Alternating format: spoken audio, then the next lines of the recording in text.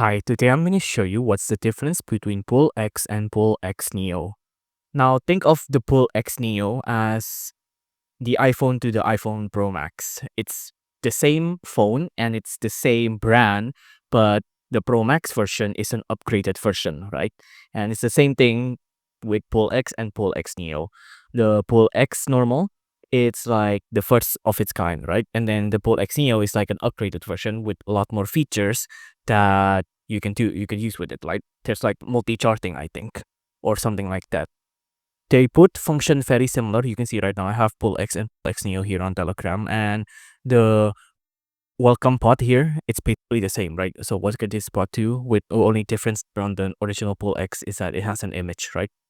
You can try starting, but both of them also has a waiting list for early access. If you have an access code, you can also please paste the code down here. If you like this video, please consider liking and subscribing.